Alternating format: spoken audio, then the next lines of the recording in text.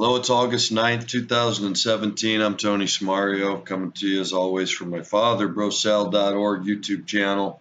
This is going to be a bit of a ramble about what's trending because I'm reacting to a lot of the investigation that I've been doing this past week, and more than just the investigation, the sort of fallout or reaction to the investigation.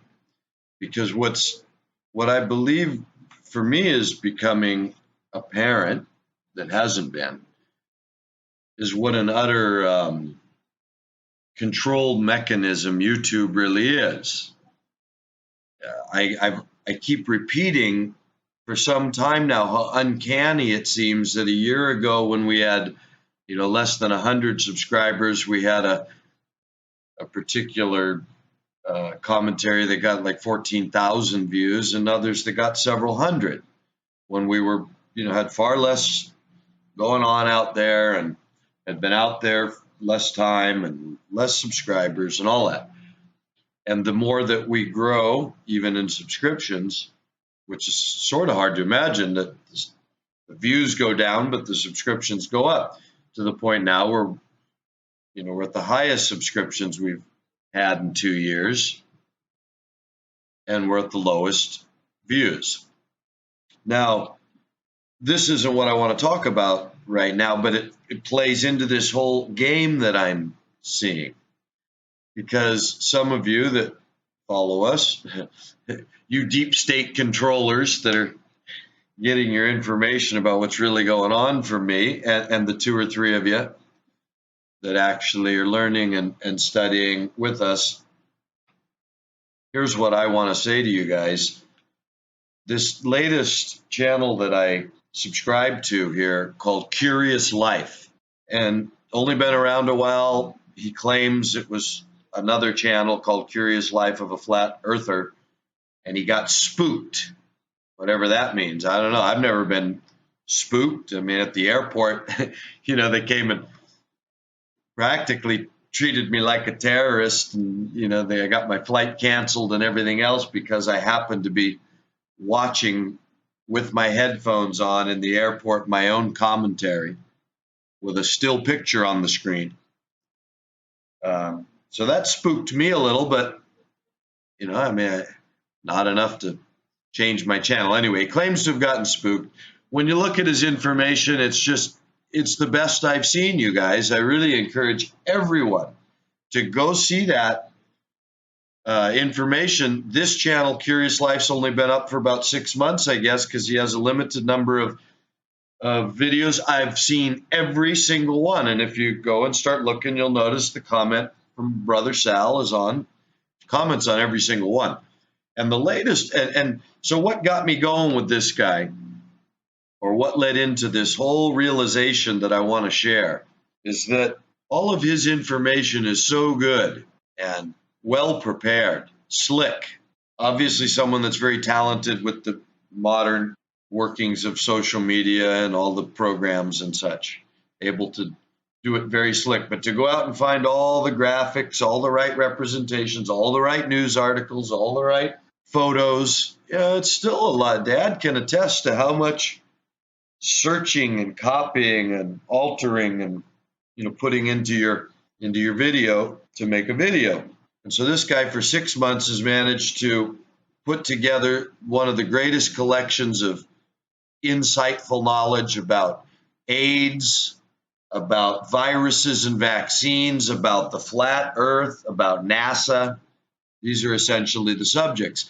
And when you watch it, it is, I tell you, I've been studying a lot out here, you guys, and I don't find better information than this. In a couple of his oldest things from about 6 months ago, he said a couple of stupid things, and I corrected him in my comments.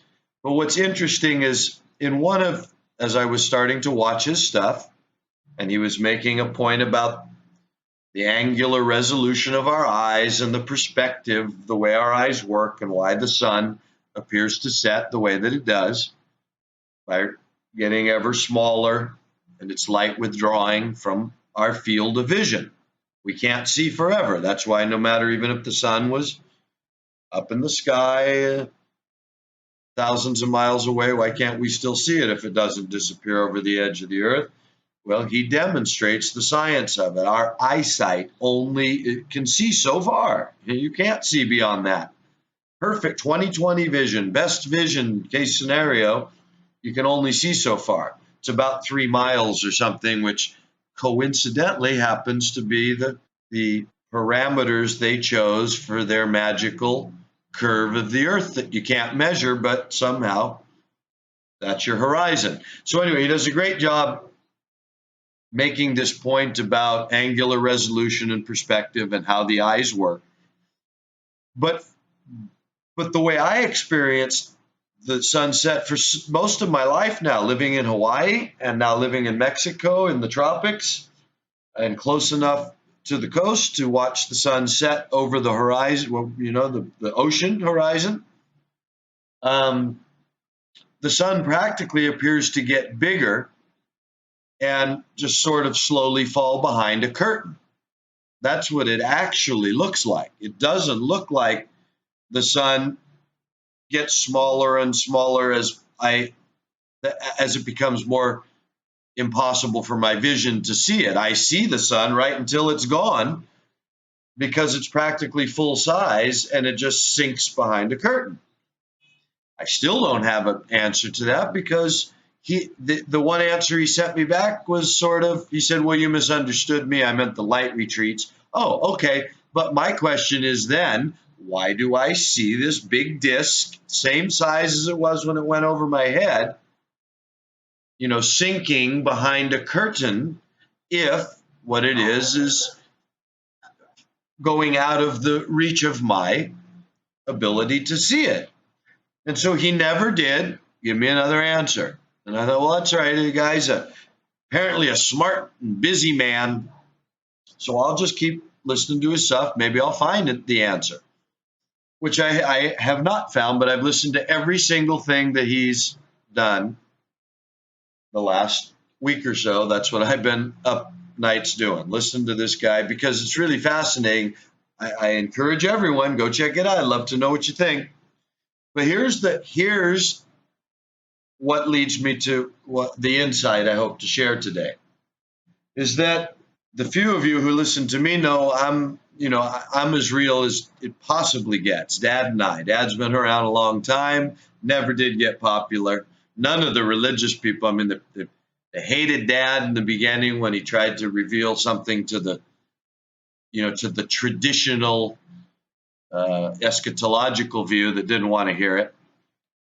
And then now that I'm trying to reveal, the new knowledge, I suppose, that the world is running to and fro to gather, and my insight into that, literally no one wants to hear it, not even the people who I'm subscribed to, who I'm questioning, who I'm watching all their stuff. And see, this guy's only got about 5,500 subscribers. This is where it gets interesting. This isn't Richie from Boston, but he connects into Richie from Boston.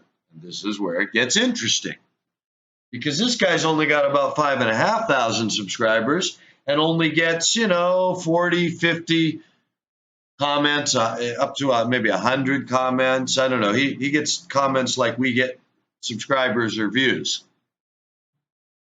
And so I just feeling I'd found perhaps someone really telling the truth and doing their best and has all this great information, and that's why he's not popular like Richie from Boston. And he sounds like a real guy, and he answered me back, even though he kind of didn't. I wrote him back, telling him, well, maybe you answered my question, but I still don't get it. And as I say, I figure, well, he's too busy, right?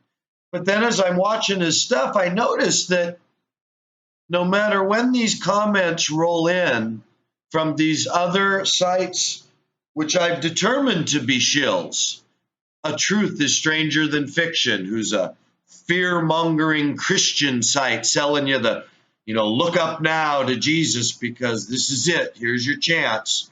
You're going to hell if you don't make the right choice. All right, so I tell you, the only people allowed to give information in this world are either religious people that make Christianity look indefensible, or occult smart people like this Curious Life who don't want to hear a darn thing about Christianity and give the world that view that, okay, that's laughable. We shouldn't pay any attention to it, because that's the view the world's really going to take in the end.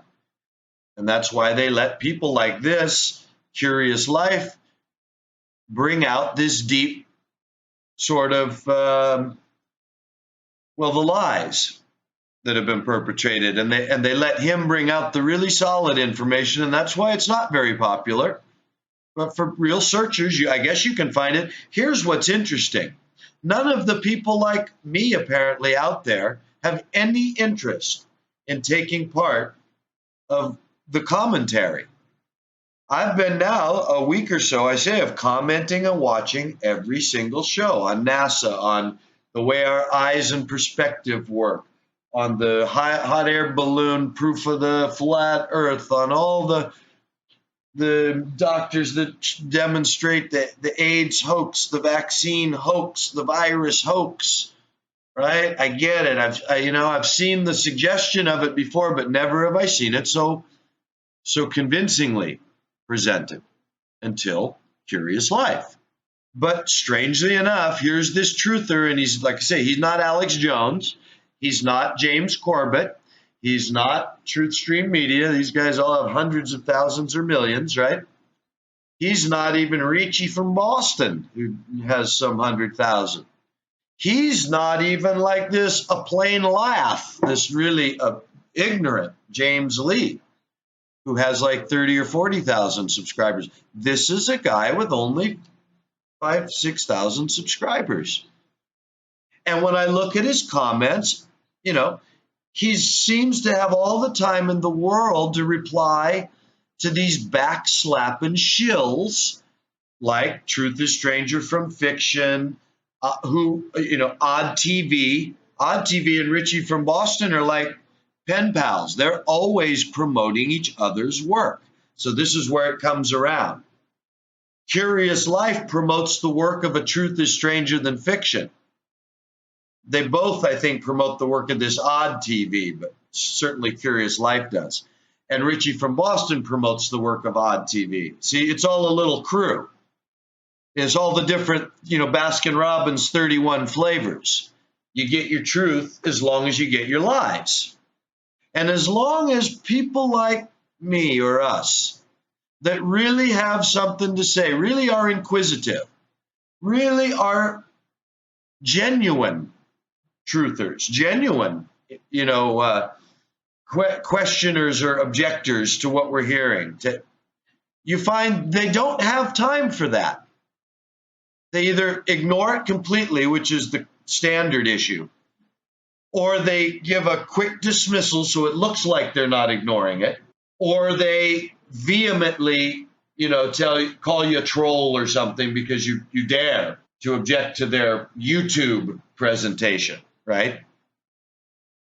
But what it finally has dawned on me now that I've spent some time, because now this guy has written back to me a couple of times, because I keep sort of writing intelligent commentary even within the comments of his comment section. I keep trying to relate intelligent commentary, looking for someone that might be interested to ask a question or answer a question or get involved, in the search for truth, as if whatever this, here's the thing, the nature of these cheerleading shills.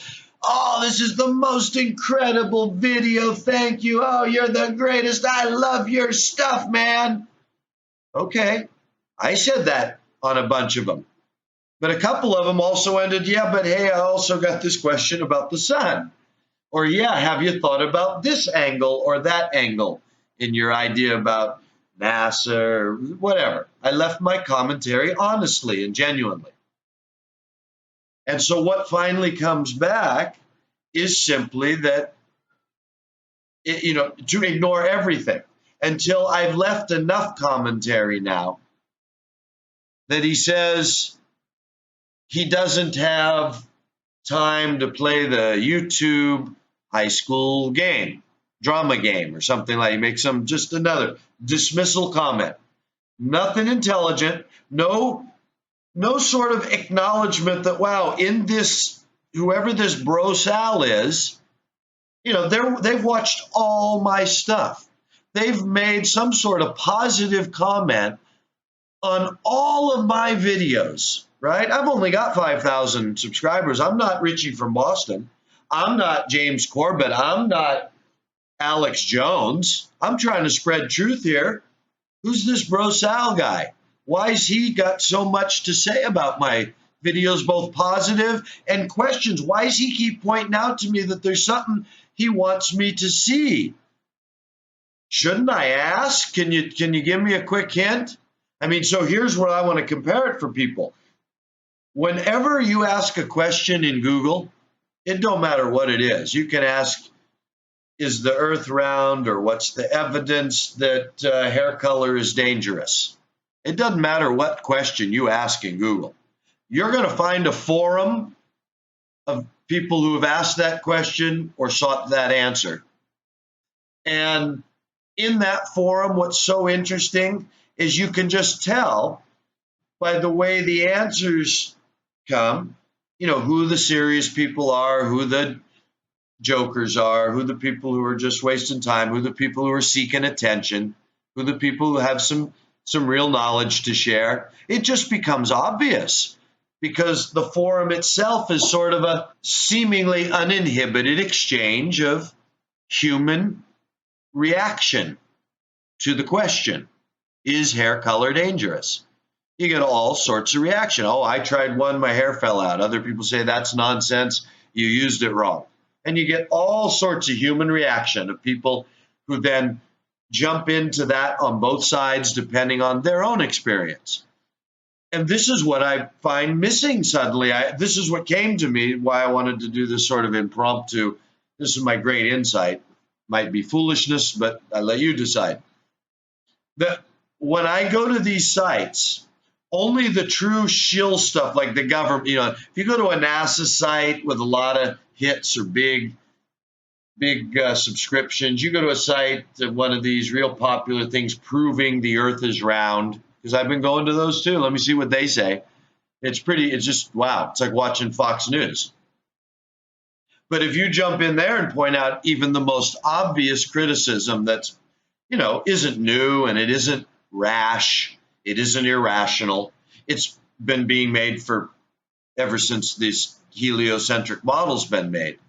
If the Earth's spinning 1,000 miles an hour, how come I can't float up in a balloon and wait for my destination to come from, at least from the west, along this whatever latitude I'm on? The Earth should spin right under me. Oh, the air is spinning 1,000. So when I go up in the balloon, me and the air are both spinning 1,000 miles an hour, and only gravity can keep everything in check. How's the balloon go up? How's the rock? How do you pick a rock up off the ground? How do you scoop a cup of water out of an ocean that's being held to the Earth's surface by gravity? Why is it all so relative as soon as you encounter it experimentally? Not once does the experiment actually bubble over into real life. And of course, the most simple explanation, or the most simple proof that no matter what you want to say about stars and space and gravity, that's hard to know. But darn it, the instruments are there to measure the surface of the water. The ocean is a big, flat, uninterrupted surface, and the instruments have been there. And you don't have to pretend that only the modern flash disinformation stuff like you watch on your news, brainwashing, is all that's there. You go back 100, 200, hundreds of years, and the people that were measuring these things then were scientific. I mean, as far as I'm concerned, it's such an easy thing to present that only ignoring the easy proof and trying to complicate it all by drawing your attention to other things that are harder to explain, like space or gravity, or okay, well, maybe those are confusing, but measuring the surface of the ocean is not confusing. Using NASA's own numbers, there's several calculators of the Earth's curvature. You can just Google it. And you put in the numbers on the Earth's calculator, and then you look at the Google Earth images. So these are all the official images. Google calculator, NASA calculator, Google Earth, NASA images that tell you that a certain lighthouse is 15 or 16 miles away. And then you use the calculator and put in 16 miles, and it shows you that some 170 or 180 feet of Earth's curve occurs in 16 miles. And then you pull out your zoom lens and you zoom right into the whole damn lighthouse that's 16 miles away, which of course should be impossible if the Earth's curved. You can't hide the curve of the Earth, can you? So, that should be where everybody focuses. Geez, let's just get that straight. Let's get NASA out on the ocean and let's do it once and for all. Let's get, the red team and the blue team out there. And let's measure the damn thing and let the people decide. Is the Earth curved? Is there curve on the ocean? Because if there's not, then the other explanations can find their place under the obvious understanding that the water's not curved. Then we can try and decide how's the water stay on the Earth and what is space and the stars. You can start talking about all that and debating it. But back to the point that when it comes to honest searching for truth, and you would think in this world of discussions like, are viruses real or not real? Are vaccinations killing you or not killing you? Is the Earth a round ball spinning in space or a flat plane, sitting we don't know where and we don't know what? Is NASA really faked everything? So why aren't these questions really sort of easy for everybody to go, whoa, that's kind of interesting that we're arguing? You mean we call ourselves technologically advanced and we can't prove one person to another that the Earth's either flat or it's not? So the whole idea that we're arguing has become such a big argument that all this is used to separate people and create chaos. I think that's the big flat Earth reveal, is it creates chaos. And this guy, Curious Life, does a great video about that, how the best thing is to stay out of the argument because it's only there to, you can't convince brainwashed people. And the other good video he did was to demonstrate that dystopic movies, the reason we show our kids all these movies of dystopia, whether it's the way the government, we show the Nazi oppression, in pseudo real life history, which it isn't, but we pretend, to show you how bad it could be, or we show you the aliens, how they could kill us, or a plague could take out everybody, or nuclear weapons. We show you all these Mad Max scenarios so that you imagine you live in a wonderful world where it's not so bad. You don't realize you live in a dystopic George Orwell 1984 because they give you a dystopic movie to brainwash you into thinking that's what a George Orwell 1984 world would look like. But actually it looks like the one we're in. So if that's true, Curious Life and all your buddies, if that's true, then how is it possible that this forum called YouTube, where I'm putting stuff out there, I'm just an honest guy. Everybody comments, tells me I'm full of crap sometimes, tells me I'm right.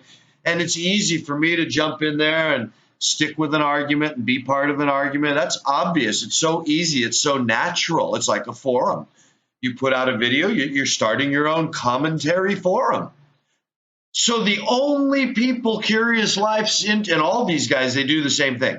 The only people they're interested in replying to in their little forums are the cheerleaders, funny enough. And then when you look at the cheerleaders, it's not hard to see who they are. Also, slick production. I don't know where they get all these guys who just happen to look like they come from Hollywood with their production. Their story's homey and, yeah, man, we're just truthers. But their production isn't like me and Dad, right? Their production's all slick. slick production, and no connection to their subscribers. Zero sort of open source. They talk about this big truth movement, and yet their commentary section isn't a place where people are actually trading information. No, you're either cheerleading for these people or an obvious troll, just being a obscenity so that, again, red team, blue team, it's all black and white, either cheerleaders or trolls. But somehow real guys like me, even with a guy that gets 30 or 40 comments, right? And I'm there just putting comment after comment, trying to open up a conversation, hoping that some one of his subscribers will go, hey, man, I hear you, but here, check this out. Or, hey, man, maybe you're on the wrong channel. Why don't you check this channel out? Or, something that makes it look like anything like what a blog is like, where people seem to be honestly real people in searching a real answer on a platform. This is what I want to get to now. The platform itself. So what does that make YouTube? When I start adding up the pieces that, I'm this sort of anomaly that even though I stick around and I got 300 videos for 2 years, this guy Curious Life's been around 6 months and has some, 30 videos, maybe 20 or 30. He's got cheerleaders coming from all over the spectrum, all the way up to the Richie from Boston type. I can't get any of them to acknowledge that I even exist or that I like any of their stuff. Remember, I started as a Richie from Boston fan. I subscribed to them on this channel. Hey, this guy sounds pretty cool. If he is, go tell him that I'm real. So he might listen to me because he's not listening to my comments. So this is sort of the culmination now, you guys, of what started then, is this game that is YouTube, which is really, MindTube, InfoTube, Big Brother Tube, right? I mean, what else can you say? It is not a format that's honest. These channels obviously aren't truthers who are simply like hoping to find the next great truth and uncovering all these lies, right? Oh no, they're there to present certain truths while concealed within that truth is the subtle lie that your subconscious is to follow.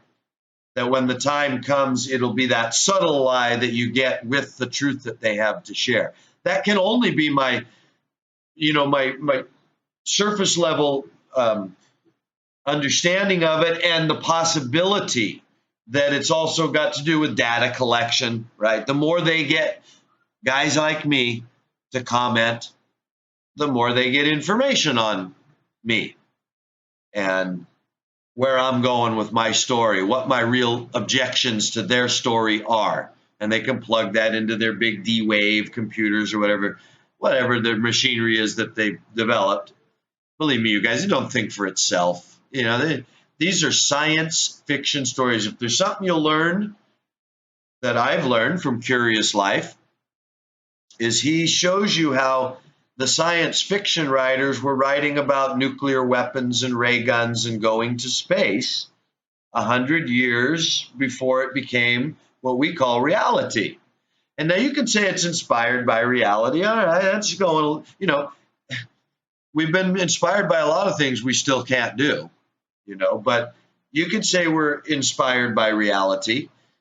But it's interesting, as Curious Life points out in his work, that what the reality turns out to be is remarkably, almost uncannily remarkably, almost unexplainably, irrationally, uncannily, remarkably like what was written about in the science fiction. Rockets look like they're supposed to look. They act like they're supposed to act. We go to the moon. We go to Mars. We collect the riches now that they're saying they're going to do from the space. Nothing turned out to be, oh, shoot, look, they wrote it like this. But like, for instance, the old ancients wrote about the sea monsters and dragons lived in the sea and All sorts of weird supernatural stuff was in the sea. And then Jacques Cousteau went out there and said, no, it's not like that at all. You can swim with this stuff. It's beautiful. It's gentle. It's life. It's not like that at all, right? Oh, but space turns out to be exactly like the science fiction writers wrote it. And the way we travel to space and the, all these things, the conditions, the suits, the everything turns out to be coincidentally so much like the fictional account. So this whole element, when you start figuring it into life now, they write the science fiction first as their precursor to giving you the supposed science fact, because it's like prepping your brain. They can throw out science fiction and see how you respond to it and say it's only science fiction, right? But when they see your psychological sort of connection or attachment to it, they can say, there you go. Oh, and they love the rockets because what? Oh, it's a phallic symbol. It's like it reminds them of the, Osiris and the Washington Monument and whatever, right? Even if it's the occultist. Perfect. We're sending them to space on our phallus. I love it. With our round balls hanging in space. This is fantastic. They must get a big laugh. So what I'm saying is YouTube must be, therefore, considered in this whole light another one of the big brother mechanisms, if not the sort of the leading edge. It's the point of the spear. It's where you get to give all your new information to the world. Remember the scripture talks about people running to and fro and new information? Isn't it interesting, this flood of new information? Is it leading anyone to know anything about Jesus? Anything about, the real Jesus? Again, these channels, go listen to Truth is Stranger Than Fiction. Tell me if to him the real Jesus isn't the one who died for us, and boy, if you're not right with him, you're going to hell.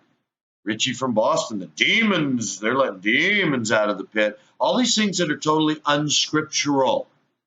They sound good because they're using the fear-mongering terms that we've all been brainwashed to be used to jump at, like the phallic rockets. But it's meaningless if you know the scripture. It's completely undermined by the scripture. Why is Truth is Stranger Than Fiction telling me to look up now? What am I supposed to see, guy?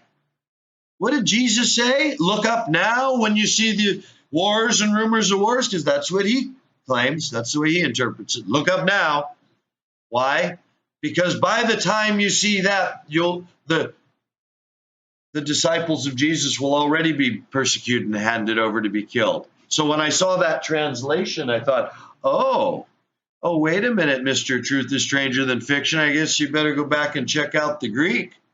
I don't think it says by that time. All the translations I've ever read in my life say then as in after that.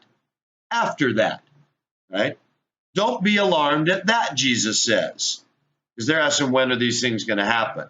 You'll hear wars and rumors of wars, nations will rise again. Don't be alarmed at that. Then you will be handed over to be persecuted for my name's sake, right? And they will kill you. That's what, don't be alarmed at the wars and rumors of wars, because after those things happen, because they're the beginnings of travail, they're the beginnings of birth pain, when the birth finally comes, the unavoidable thing is then you will be handed over. So that's what comes at the end of what you'll see as these birth pains.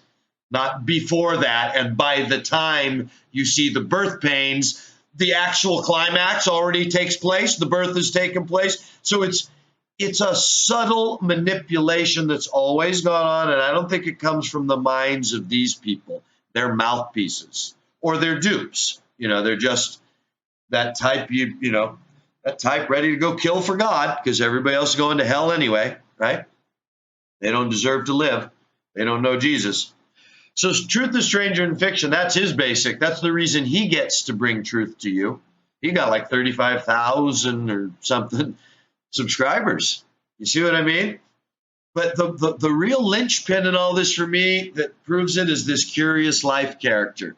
Who is this to have such great information, be, sort of unknown in the sense of these other well-known sites. He's not popular, seems to be reachable, but yet is in a circle with these other sites and plays the same game of ignoring any real salient questions or objections or comments, anything that looks like it comes from somebody that might open the way up to more truth. And what's more strange is there's not a peep out of any of their subscribers. Is that possible? Is it possible that I make a comment and a subscriber tries to comment, but something shuts it down? I mean, I don't know. I'm at a loss. So my conclusion at this point is the way it's presented to us is as a room full of subscribers and people. But truth is, it's an empty room full of mirrors and holograms and statues and empty chairs. Because it's impossible in such a forum of interesting and controversial topic that someone is sort of interested in it and somewhat learned, as I am, could persist in trying to get any, reaction, conversation, open source learning, even a spark. And nothing, not even from the 5,000 subscribers there, not from the 35,000 subscribers there, not from the 100,000 subscribers of Richie from Boston, not from the 250,000 subscribers of James Corbett, or the 150,000 from 200 now from TruthStream Media. I've been writing these guys for years, commenting.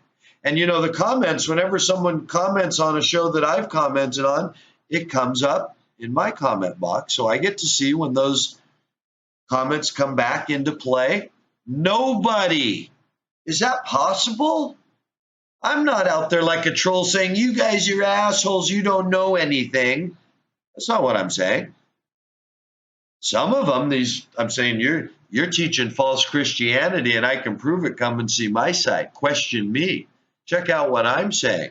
Where's hell? Where do you get that? Who made the serpent? Right? Why are you saying these things? Why are you repeating and parroting the lies that you've been taught? If that's not true, someone should stop me from thinking that. But do you know, not one of these great teachers and truthers and givers of information cares to straighten us out? Not even one of their subscribers.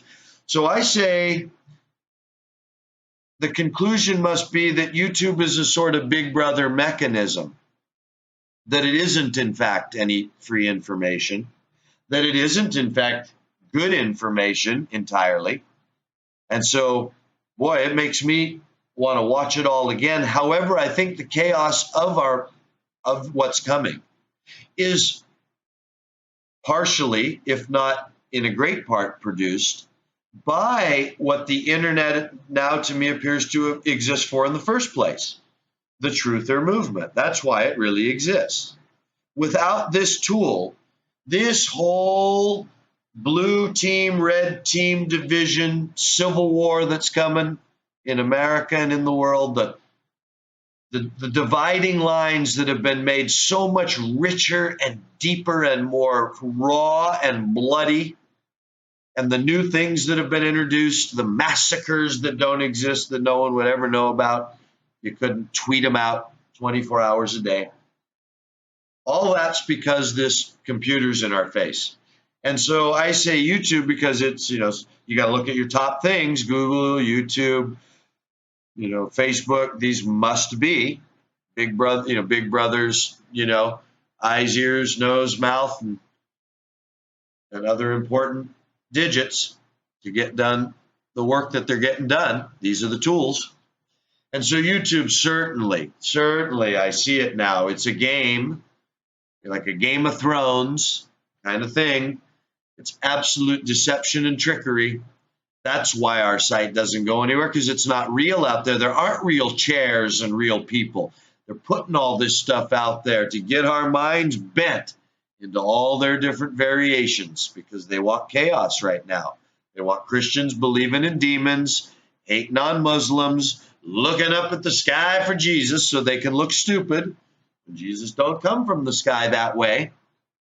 It's not I know the scripture. I know it says he'll come in the same way he left, but he went into another dimension, and if it looked like he disappeared into the sky, I still ask, does that mean you think he kept going up and up and up like a balloon past the atmosphere into the space, past the space to whatever planet is heaven is next to?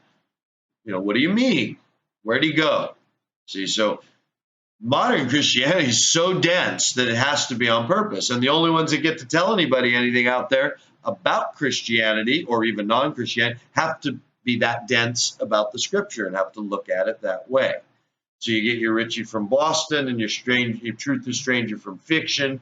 All your Christians are absolute, Antichrist voice as a wolf in sheep's clothing. Then you get your truthers who are the Antichrist voice as a different type of wolf in sheep's clothing. They're a wolf in wolf's clothing in sheep's clothing, or they're a wolf in sheep's clothing in wolf's clothing. They're a pretend sheep that is a wolf, is what I'm trying to say. So I guess they're both the same. They're both different wolves in sheep's clothing. They're there to trick you. This guy, Curious Life, is there to make sure you never hear anything that I'm telling you. And if you do need to hear something about Jesus or scripture, anything about end times eschatology, well, they're there to make sure that the only people in that circle you might find is someone like Truth is Stranger Than Fiction, because that's who he's backslapping in his comment section. Hey, brother, that's it. And from what I've seen, I don't see what those two have in common. I think nothing, except they're both on the same YouTube team. They're the same MindTube, InfoTube, Big Brother Tube team.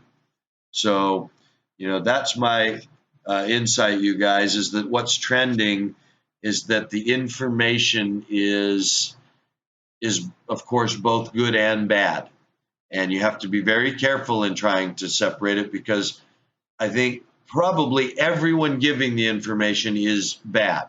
So you can't consider what they're saying 100% true. I don't know, if you find a guy like me that has been out here for years and gets 30 views, they might be giving their honest opinion. Whether it's worth anything or not, that's the other thing. If I was Big Brother, I'd have plenty of those guys out there to talk about, I saw the aliens. They took out my teeth and replaced them with these. These aren't real teeth. Shoot, you might find lots of people like that out there to make sure that the brainwashing is absolute. Guys like Curious Life can have information for you if you don't believe in any kind of scripture.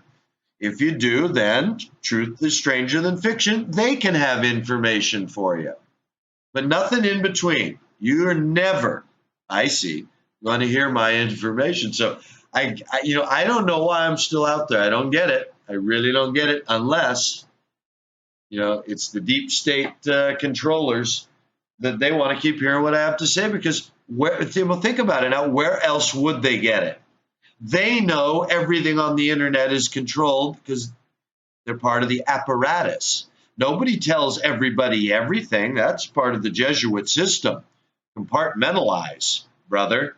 You only know your duty is to the Pope. Your duty is to go slaughter those heathens, men, women, and children. You don't ask why. You don't get the whole picture. Your duty is to God and the Pope. Go do it, right? Compartmentalize.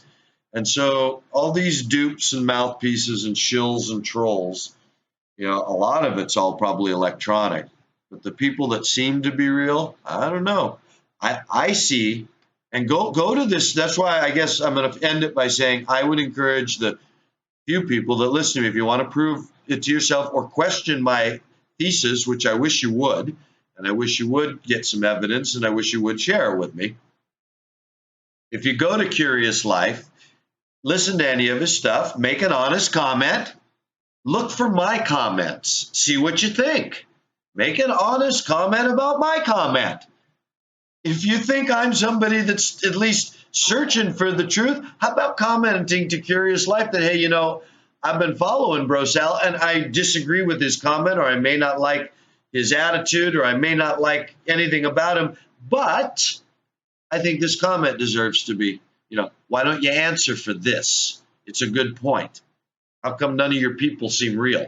How come you got 5,000 subscribers and no one's interested but me, and I had to come from his channel to be interested? See, I believe this is sort of if I was searching to write a doctorate right now, I can't think of anything deeper than demonstrating that all of this stuff like YouTube is nothing but, Big Brother tube. So anyway, maybe we'll call it that this time. YouTube is Big Brother tube. Anyway, thanks for being here, guys. Talk to you soon.